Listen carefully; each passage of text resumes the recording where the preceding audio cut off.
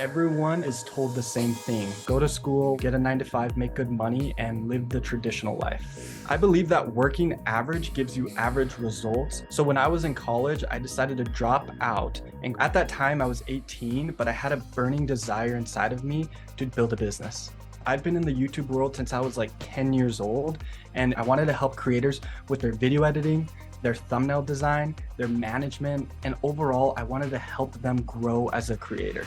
I heard a lot of negative comments. People were saying, why are you dropping out of school? Is it really gonna work out? I'm gonna see you back at work in a few months anyway. Just like TD Jake says, disruptors have to leap and prepare for criticism that's coming their way. But I tuned it out and ran with my idea. It's now been 4 years since we started Dava, and now we have some of the biggest creators in the world, some of which are Jake Paul, Neil deGrasse Tyson, 100 Thieves, and many more. I went from working out of my bedroom in my parents' house to being able to take my family on a 2-week vacation to Hawaii, to investing into other startups, and even starting a cleaning company so my mom can quit her job. Disruptive thinking and thinking outside of the norm is definitely essential to success.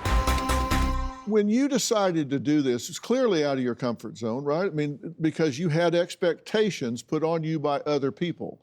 But as the bishop says, you've got to get out of the comfort zone and do some things, try some things that do make you uncomfortable. How scared were you when you started this? I was definitely scared. Dropping out of college, quitting your job is a scary thing, but having the support of my parents and great family it made it easier, but it's scary. Yeah. You make a great point in the book, and I love this because nobody talks about this, which is, you are a disruptive thinker, but you No. you say success doesn't feel like success. Yeah. And talk about that a little bit.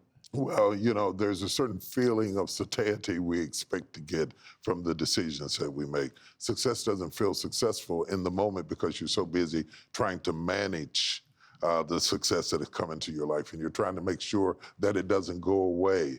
And you're also breaking the indoctrination.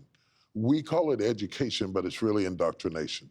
The moment we take a 5-year-old and tell them the only way to color is within the lines, we start destroying their creativity. You broke the pattern, you broke the mold, you got out of the box and went to the next level. Getting in the place of discomfort and learning to be comfortable with that discomfort and know that nothing's wrong. If I colored outside of the line, I'm not gonna explode. It's very, very helpful. And so you did that, and congratulations for doing it. You say disruptors must be prepared for criticism, attack, and condemnation, especially in a society where we often seem to be more interested in canceling than in understanding. Criticism is not a crisis.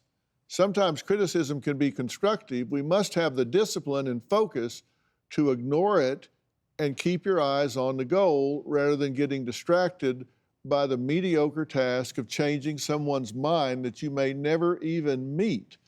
Now, we should put that on a plaque and put it on every building we can find, because you're saying what Vale did, actually. He didn't get distracted. You didn't listen to those people. You kept your eye on the goal.